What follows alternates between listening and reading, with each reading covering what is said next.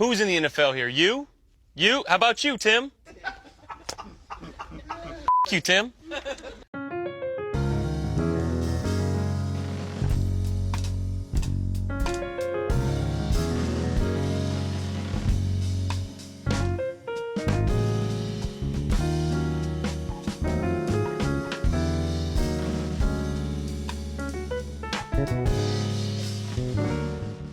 CTBK gives executives and owners of mid-market businesses unparalleled confidence and clarity so you can focus on strategic objectives and organizational success.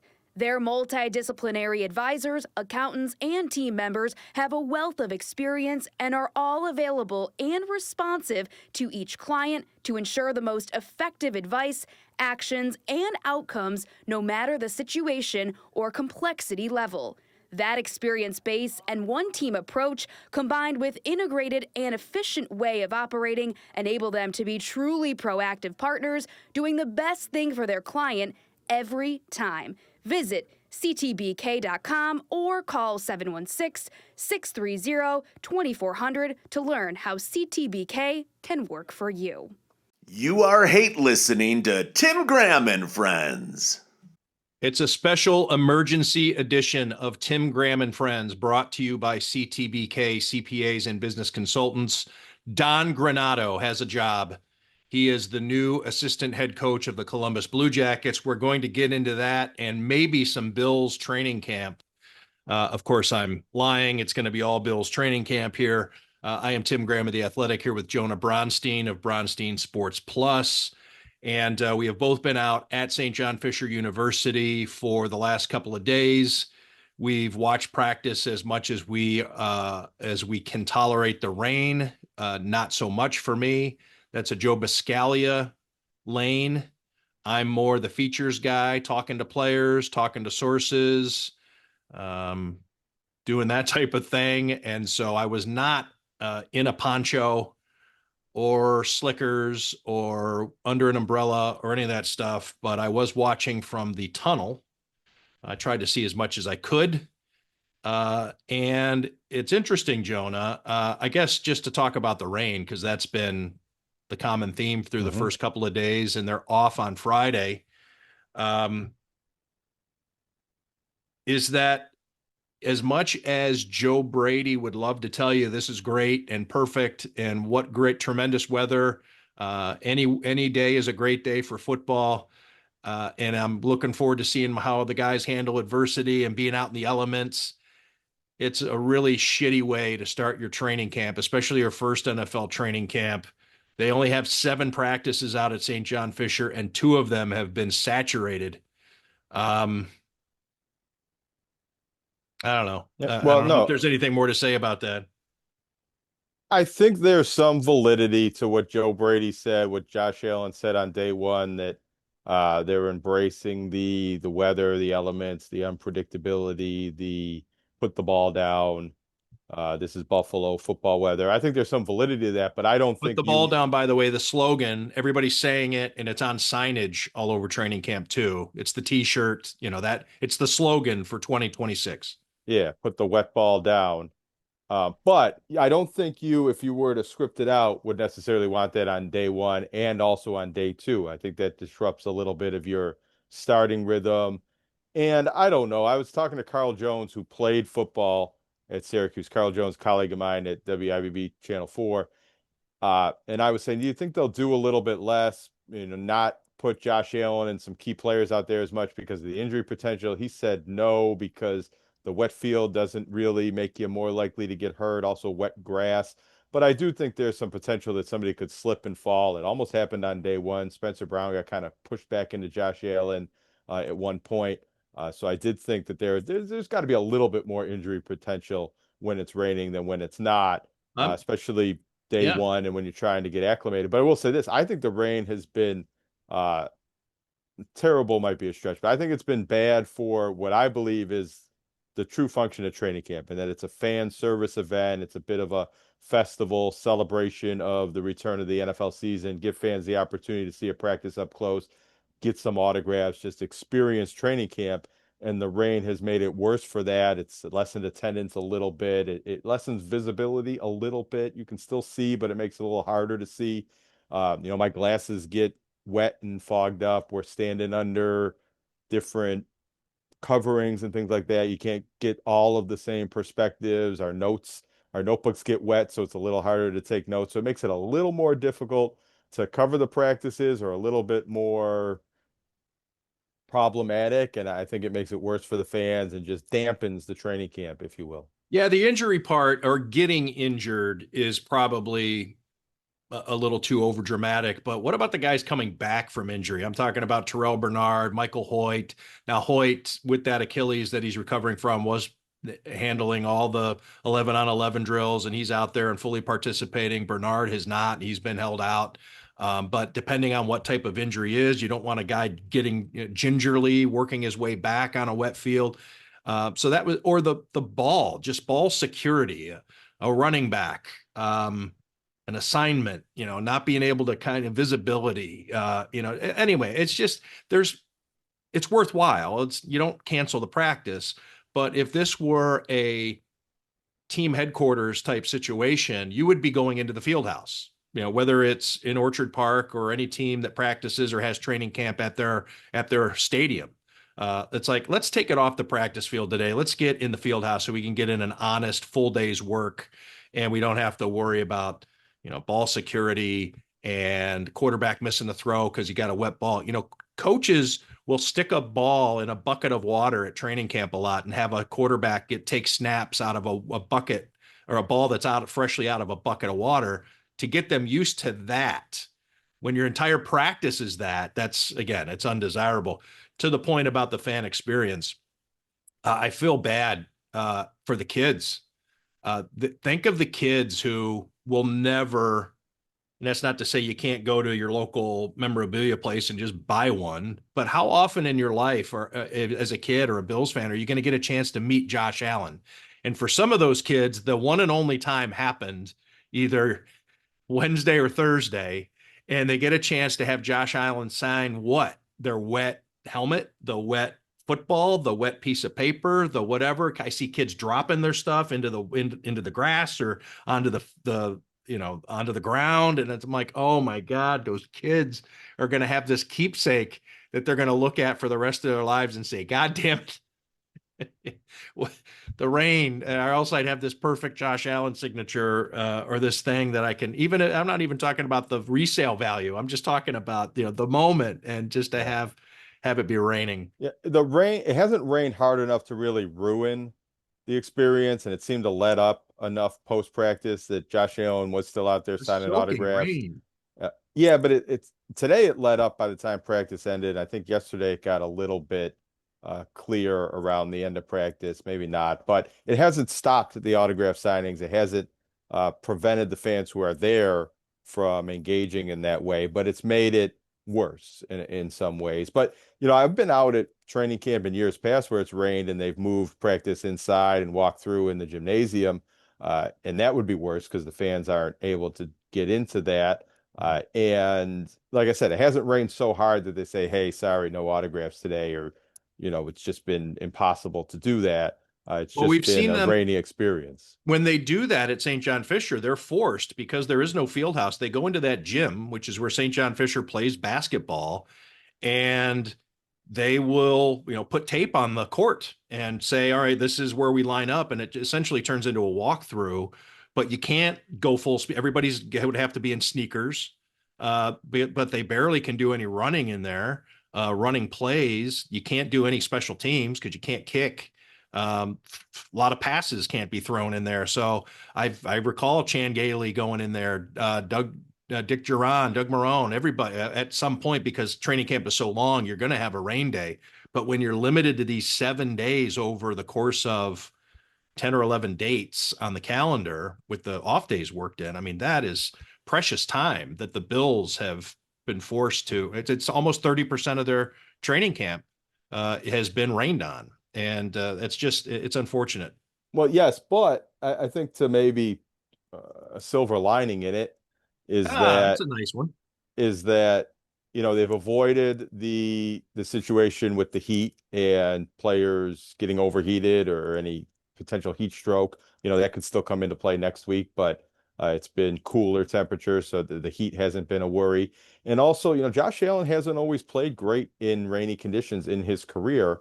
And most of the time during the season, I think if it rains, they practice inside. So maybe this is some good work for Josh Allen and other players to, actually do practice in the rain. Because I don't know how many full practices in this type of rain the Bills are really going to engage in during the season. Your thoughts, Jonah? If I mean they're limited again, visibility, us wanting to go out there and poke our heads out, but also they're not in pads yet, and that's not me trying to get myself off the hook for not having an umbrella. But really, a lot of the coverage of the first few days of training camp, well, really all of training camp, and so you could even argue the preseason is overblown, and probably we put too much emphasis on it. But it is actual football-ish. I mean, now a football is being thrown and caught and handed off, and defenses are being called, and we do get to see units and first team guys and second team guys and this grouping and that grouping. Um, but I guess I'm loading up this question by saying I do think that a lot of the coverage is overrated about chemistry. Josh Allen and DJ Moore do look very good, as you would expect from a couple of veterans who are highly skilled. But the pads aren't on. There's no contact. The defense is not allowed to hit Josh Allen or even pursue him at full speed. There's no collisions. There's no cracking of the pads yet, and we'll get that next week. But so everything is weighted towards still it's underwear Olympics going on to a large degree. Yeah. What are you taking from it so Well, far? right. And the same applies to some pass rushers and defensive linemen who have looked pretty good, being able to penetrate the gas without really getting blocked. So, yeah, the no contact, the no pads can create some illusions. Not to say that guys who look good, because if one receiver looks better than another receiver or one quarterback looks better than another quarterback, I think that's valid. But the offense versus defense and some of the missing physicality can discolor your perceptions. But as you alluded to before, but I like to get into this rant.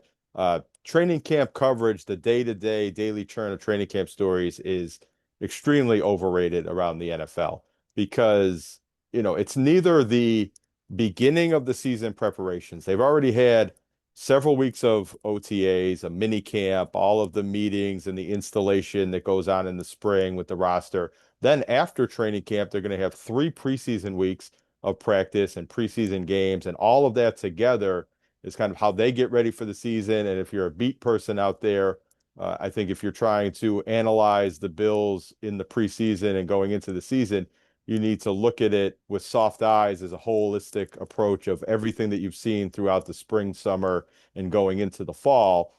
But the nature of the beast, for many of us, you don't really do it this way, but most all of us are out there doing daily observations or impressions, or I call them takeaways, and Right. you're trying to find storylines from the very specific practice. And I try to avoid this myself, but a lot of people get into the horse race coverage of different position battles or who's making their case for the roster and who's not. There's also meetings that we don't know what's going Let on in me those meetings. just a quick parenthetical there. A great example of that was yesterday. Folks wondering why Dwayne Carter was getting the first team reps ahead of Deion Walker, who started 16 of the 17 regular season games, both postseason games, looked great. Looks like maybe a star someday. And people are like, wow, Dwayne Carter getting the first team rep. So I was talking to Deion Walker today, and I mentioned, he was talking about, metal sharpening metal type stuff and the competition that he's in with Dwayne Carter, and they're trying to make each other better. And but he still needs to beat out Dwayne Carter. And I said, I mentioned the first team reps yesterday, and he looked at me and said, I was in the bathroom. So like that's the things that we don't know, but everybody's wants to micro cover every little thing. And that was kind of a bullet point that I saw on some of the coverage yesterday was Dwayne Carter getting the first team reps. Well, uh Deion Walker had to take a whiz. I do think there was a bit of a rotation with that today. I think they're working both of the players in, but I do believe, Deion Walker is going to be ahead of him and to be the guy starting in that position in week 1. But that's where Dwayne Carter is going to have to make an impact. And, defensive linemen rotate. I don't know how much this defense will do it compared to Sean McDermott's defense, but, those two could rotate in games as well. But, there's meetings, there's walkthroughs that aren't open to the media or the public.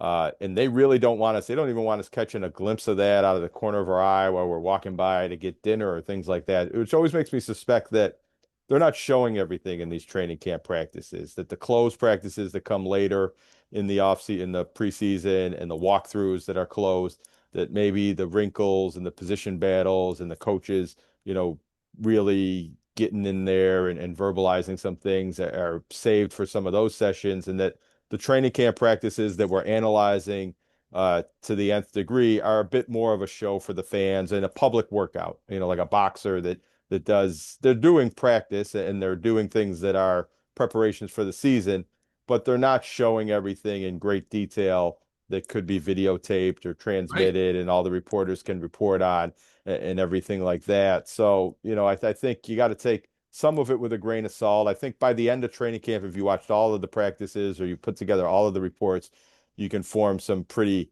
valid opinions. But what training camp is not what it used to be or what it might be in some other sports or some other leagues, where this isn't a tryout camp. This isn't 90 players coming here to compete for roster spots. A lot, I would say the Bills have 49 or 50 of their roster spots probably already determined, and 22 or so starting positions already determined, regardless of what happens in these training camp practices, barring some injuries.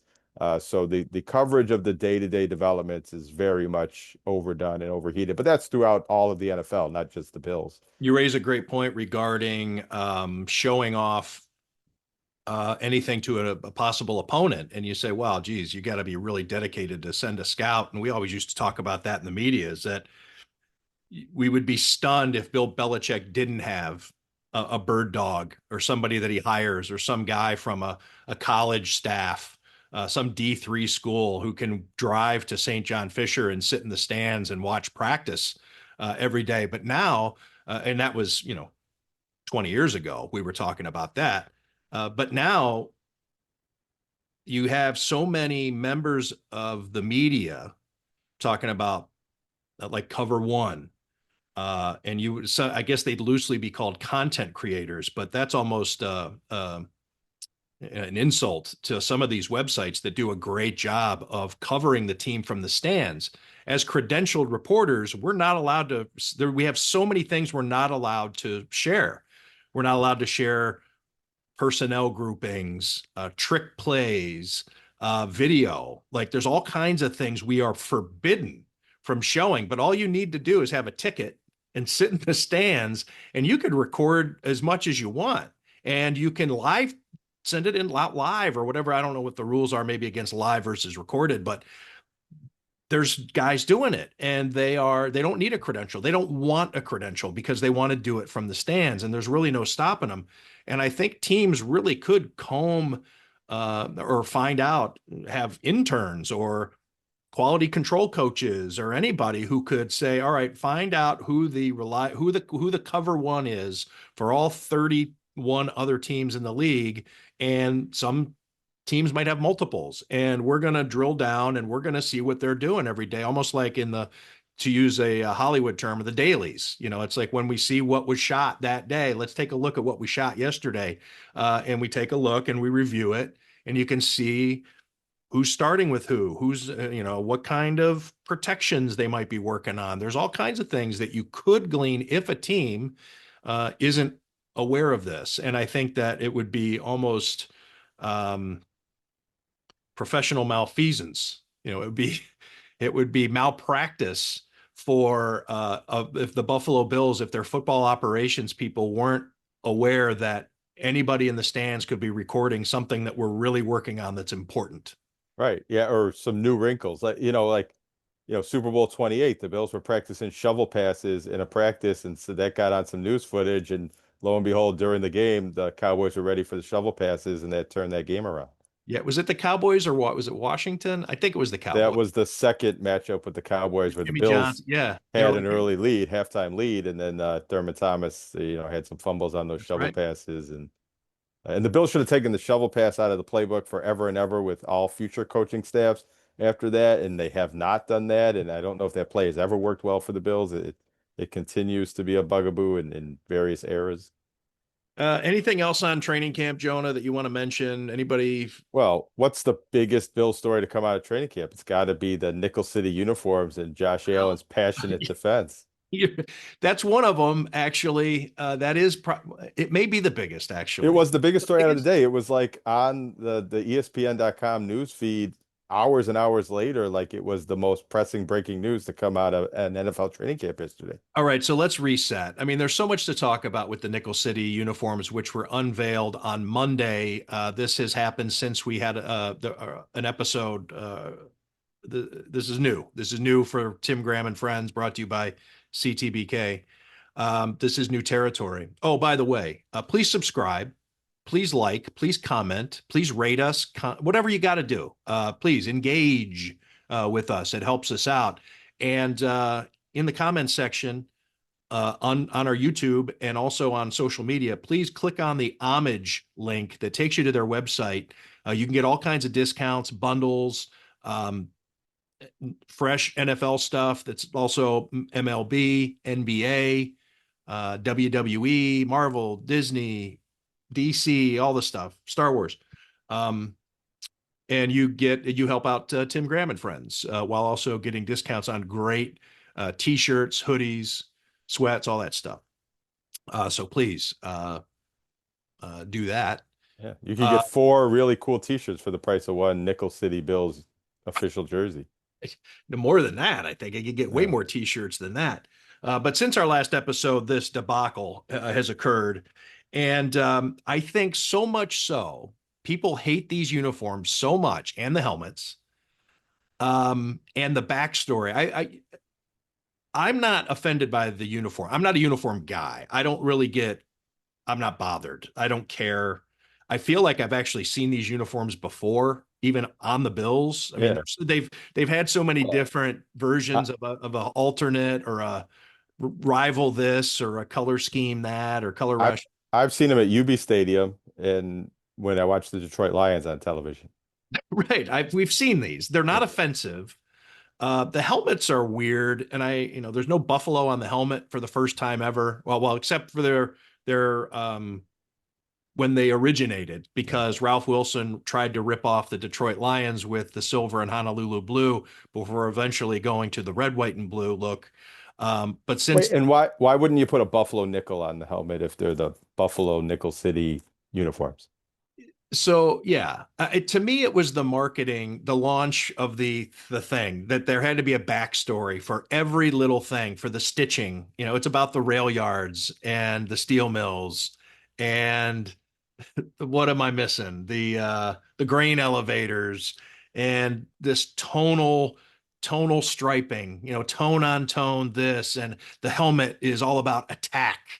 And it's like all this, it's everything. It's trying to get you in a visceral way, emotional, to show that if you don't have this jersey, you're not a true Buffalonian or a true Bills fan, and you need to show your Billsdom, your Buffalonianism is more supreme than the guy who's not going to buy this jersey, because this is what it's all Yeah. about. And it's all bullshit, and it's all a way to wring more money out, and especially coming at a time when another one of the primary, or another, I don't, not primary, but another one of the, I think, most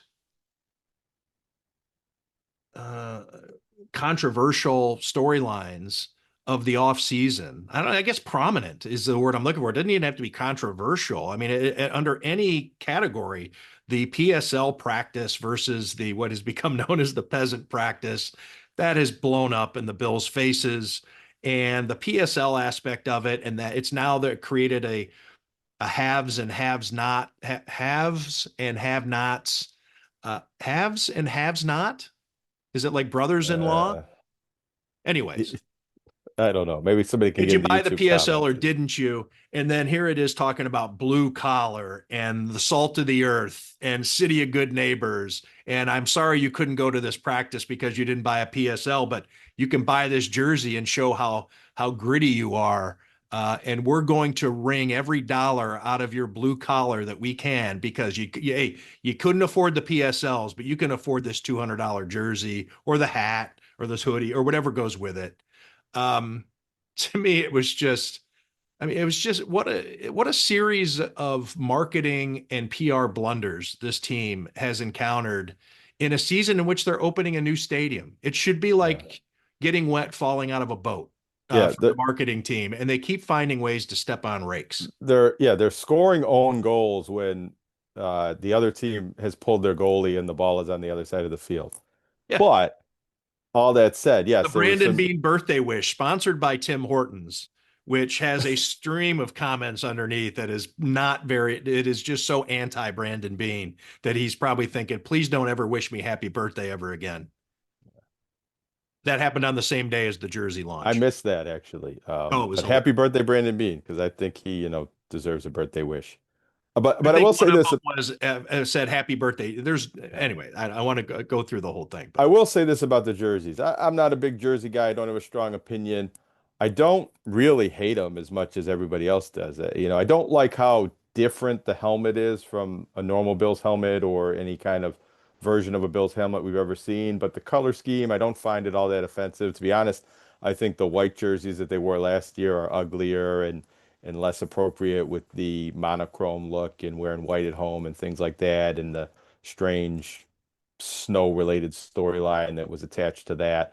And I don't like any teams in any sports when they wear uniforms that are too far away from their traditional colors and you flip on the TV and you can't really tell who's playing right away, or you think it's another team because they're so strongly resemble different teams. But I don't think they're that ugly. But a lot of Bills fans do, they're and fine.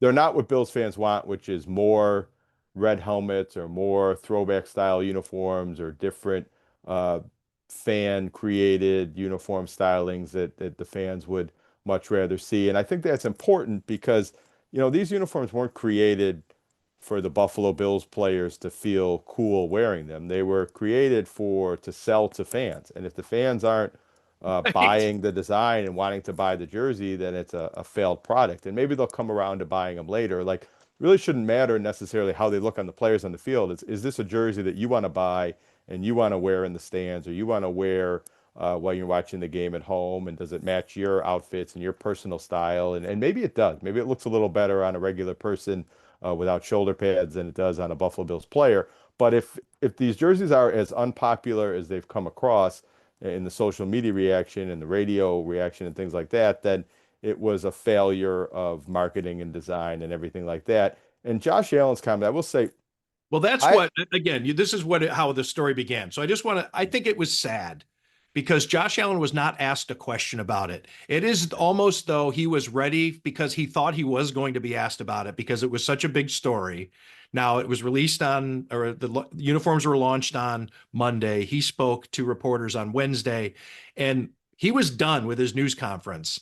And he sat there and said, "Stop, please stop." And he was kind of half joking, but he clearly was, it was, I don't know that he believed, I'm not saying he's a liar, but it was as though he was saying, look, people worked really hard on this, people who I happen to know and interact with. And I really feel like please take it easy on them, type that. It was sad. Yeah, well, it seemed It like made he it was worse in a maybe way. speaking for the organization and that they were a little surprised by the backlash and hurt by that. And because Josh Allen is so popular and Bills Number one fans will ambassador. will follow his lead, that if he comes out in favor of the jerseys, that'll, change the public opinion. And I appreciate Josh Allen expressing an opinion like that and being as engaging as he was on this topic and offering an opinion when he wasn't asked a question. So I don't want to be too critical of Josh Allen for uh, broaching the topic and expressing his opinion, but to quibble a little bit with what he said. If he had just come out and said nice things about the jersey, I think it's perfectly fine.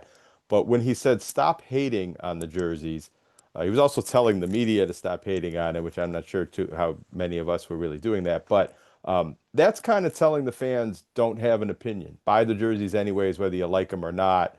We like them, so you have to like them. And I don't think that's the right sentiment to have, especially when this is a merchandise product for the fans to buy. I mean, if you say, hey, I know you hate the jerseys and that's your prerogative, but I like them, maybe that changes some people's opinions. But telling the fans to stop hating the jerseys is really telling the fans to, shut up and stop having an opinion. That's a great point. I think it's interesting that, you know, it, there's probably going to be more Josh Allen Wyoming jerseys in the stands than this gray one. There are going to be more Fireball High School merchandise, probably because Josh Allen makes people want to buy things. But when he outright tells you stop hating on it and, give it a chance, even the give it a chance, there's a heavy eye roll when it comes with that. But you know what happens when people finally see him in it? They'll love it. Dan Dale, who's the producer at WGR, he's saying he collects the mini helmets and he's a completionist, so he's got to go buy it. The Bills know that there are fans who are going to just buy it regardless. But unfortunately, it sounds like that well, uh, it seems as though they're so reliant or maybe taking their fans for granted that they will like, hey, these guys will buy anything. Is kind of, I know people worked hard on it, and that wasn't what I mean. They're not going to work for 2 years on, whether it be the one sheet marketing leaflet that they put out, which the bullet points, the 6 bullet points on what every stitch means. So they didn't just, they tried, but I don't know. It just seems like the fans are being taken for granted. I also want to ask your opinion, Jonah, on the charge, which is a phenomenon. And it was part of the marketing here. And the charge, it's in the shell of the stadium. It's the wind direction changing piece. They turned it into that streak that is on the Bills helmet. It has never, ever been called the charge. And now the Bills, and I guess it has been happening for a couple of months, and I didn't catch on until I saw in Jay Skursky's story in the Buffalo News, they interviewed the guy who considers himself the brand guardian of the Buffalo Bills, and he says this is our Nike swoosh. And I'm like, what the fuck? Who That's never been a thing. It's almost like when LeBron James started calling Cleveland the land, and people were asking me like, "Hey, you're from Cleveland. When did they start calling it the land?" And I'm like, "This commercial, now it's called the land. It's never been the thing before." And to me, it's the Bills finding something that has never been monetized before, and now they're going to cram that down your throat as the thing. And it's a gaslighting. It's like, not only is it the thing, it's been the thing, and you guys just haven't caught on to it yet. It's this little secret thing, and and before you know it, there's going to be a backstory on how it came to be. And they're going to roll out the guy who created the Charging Buffalo logo in the 70s. And, well, I recall when I made the charge, it was all about, whatever. But what the fuck? Yeah, I mean, I do think it's a little bit clever and creative from a design perspective, and maybe if they introduced it in a bit of a more subtle, organic way, it I would be thought it was kind a of cool cool. touch on the Yeah, paneling. yeah, it's It's a a cool nice touch. Like, touch. oh, Right. Yeah, if you don't notice, like you got to be an yeah, insider to know. But now that you don't yeah, have to be an insider, it's like if you did, like this is our Nike swoosh, yeah. the most iconic uh, logo on the globe. Yes, and again, this is something that, yeah, it might be kind of cool, but it's sort of like the Saber Slug logo. It's like it comes out and the fans don't like it, and then the team says, "No, this is cool. It'll grow on you. You're gonna like it." And I don't know if that's necessarily how this entertainment product really works. Maybe they should have focus grouped some of these things a little bit, and if there was some backlash for the fans, I mean, these gray jerseys leaked out a few months ago, and maybe it was too far along in the design process, but there was an immediate reaction to ew no to the leaks, and hopefully the real jerseys look a lot different than this. And maybe if you focus group some of this a little bit, you would find that there would be fan Had to backlash have and done your that, end right? product would be different. They had to have done that. I think that Nike uh wanted a white jersey and wanted a gray jersey, and it was up to the Bills to come up with a storyline to sell these white and gray jerseys and incorporate into the design. And from that perspective, the designers, I think, did pretty well in matching a storyline to the color scheme, but the color scheme uh, has been rejected, immediately by the fan base. Whereas last year there was a very popular reaction to the all white jerseys that I thought was that I didn't agree with, and I did not like those jerseys, and I did not like the monochrome aspect of it and wearing all white at home, and didn't think they looked like the Buffalo Bills at all while they were wearing those jerseys.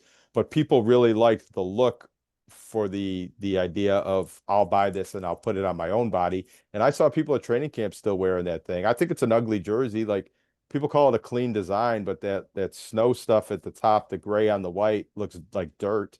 I think it's an ugly design, but the fans really liked what was presented to them last year, but then totally turned on them when the Bills lost the game wearing the jerseys and don't seem to want to see the Bills wearing them again. But I do think they sold well and were popular in the stores. I would find it hard to believe that an NFL team would not be forced, even by league standards or what their merchandising people. I mean, there are so many employees at the league level who micromanage every stitch, every football card, every pennant, anything that comes out with an NFL logo is overseen by multiple people.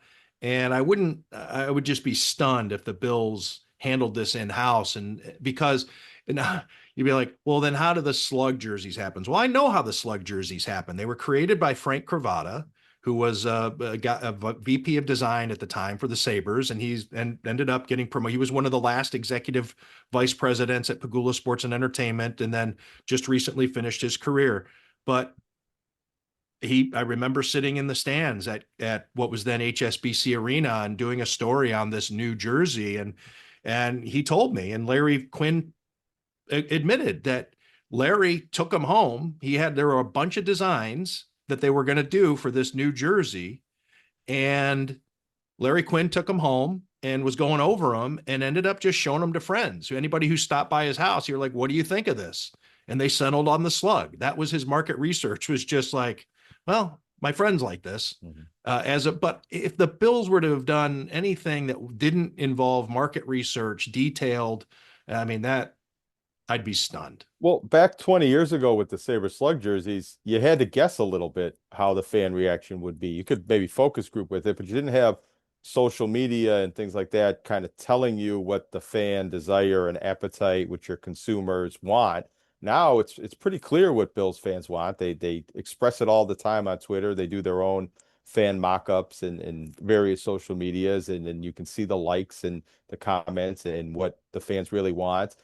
Fans really want a black jersey or a black helmet. Now, I understand black is not in the Bills color palette, and maybe the NFL doesn't allow them to do that, but maybe that can be developed someday. Maybe the Bills could wear Sabres goat head style jerseys. That would be kind of cool for one game if they were ever allowed to do that. But what I don't understand is why the Bills are being so stingy about giving the fans what they want. The fans have been pretty open about wanting the return of the red helmets in some fashion for many, many years. They were slow to bring that back. They brought it back for one game last year, week 17 or week 18, when Josh Allen only took those couple of snaps and most all of the starting players weren't out there playing in these jerseys and red helmets. And I really think that I don't know what the NFL rules are on it, but if they're allowed to wear them frequently, maybe for division home games like the Slavers wear their black and red jerseys, I think the fans would love that. They would sell more throwback jerseys and red helmets. And, there's always, I felt like there was a desire for the Bills maybe to go back to red helmets for this stadium transition or the last year in the old stadium. And it just seems to make a lot of sense. Or, why not maybe if you wore a gray jersey with a red helmet that the fans really want, there'd be, some more embrace of that. All right, so they chose the charge for the charge to highlight the charge of that logo, to take that out, remove the buffalo part of it, highlight the charge, the M dash, as it were, make it really large on the side of the helmet. If it were the standing buffalo, what part of that logo should they have blown up and made? I'm thinking the dong. Is Right? that what that is? Or is that like the beard? Yes. I thought it No, was the beard, even though it looks like no, a in his dog. midsection, in the midsection. I'm talking about the standing buffalo from the old helmet. Right. But isn't He's that got, because yeah, he's clearly got a dong. They include the dong. clearly, but It's mid torso. It's not the I beard. know, I know. Yeah, but it's a a buffalo or a bison. It's shaped Right. differently. Like that. That's what that is. They didn't. This isn't like our friend at Elmo's that puts a dong in every logo that he designs hidden in there. This it wasn't intentional, right? No, I Intentional think it's donging. part.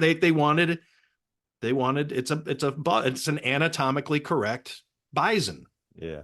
right? Uh, Maybe it proved me wrong. I mean, it's a if they put it in the it's a comment section, if there's a part of the bison anatomy that maybe I'm getting it confused with, but it sure looks like it. Um, well, you don't need to worry about that because they went with the charging buffalo and they wanted to. They're gonna monetize this charge some way. I don't know how they're gonna do it. Any there's gonna be well, they're just gonna do it. There's gonna be a whole line of merchandise based on a dash. maybe they can do a whole line of merchandise based on the dong. there's if this is what we're monetizing. You're going to monetize every bit of this organization, every bit of this franchise, and that dash has not been monetized yet. So we're going to get it.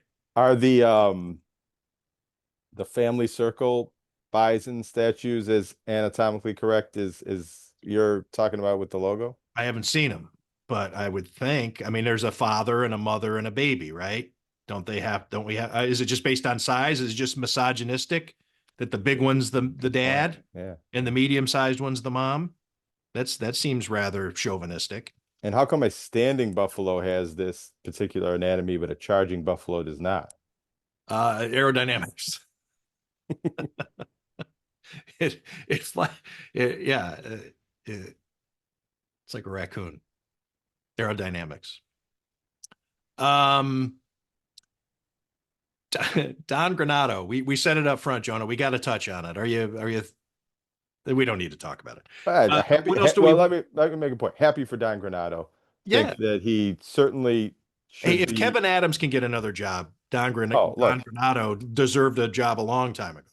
he's well qualified, if not overqualified, for an assistant coach job in the NHL, and if he wants one, should have his pick of whatever team he wants to go to. And I think he's probably qualified to have another head coaching opportunity. Like maybe it's not a situation where he takes over a team and goes to the Stanley Cup. Maybe it's a young team that he develops the way he did the Sabres. But he did a pretty good job here. He didn't finish the job, and maybe a coaching change was necessary. Lindy Ruff has done a better job. But Don Granato did well enough in Buffalo and kind of bringing them out of the doldrums into, the mid doldrums or wherever they were. That I think that he's not a bad coach and should continue coaching and maybe be in the NHL. Maybe he's better coaching younger players in college or U.S. national team development. But there were some points in his job with the Sabres where I thought he did an excellent job and proved to be a very good professional hockey coach. And a good man by all accounts.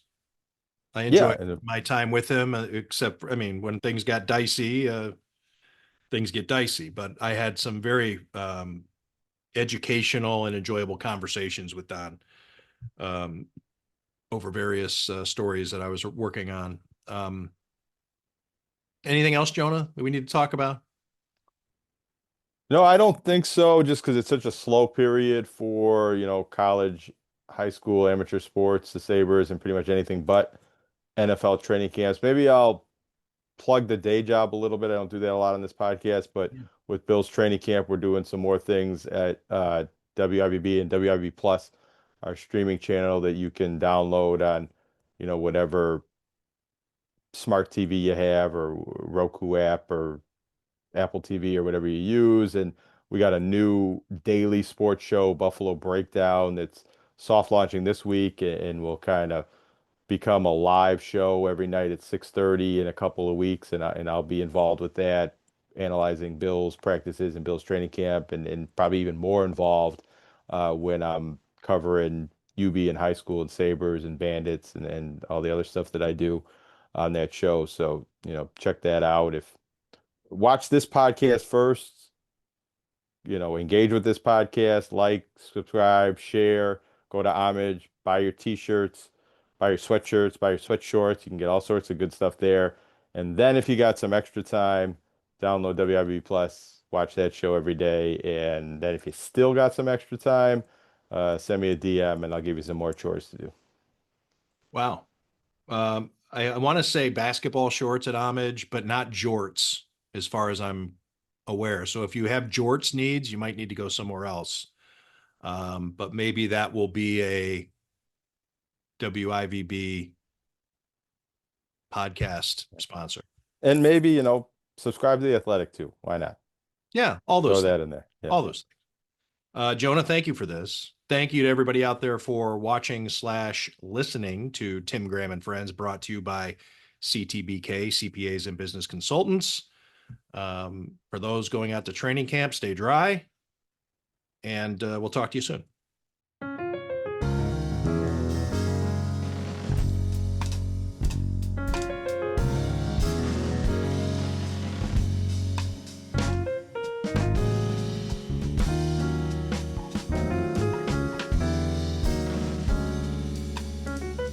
Thank you.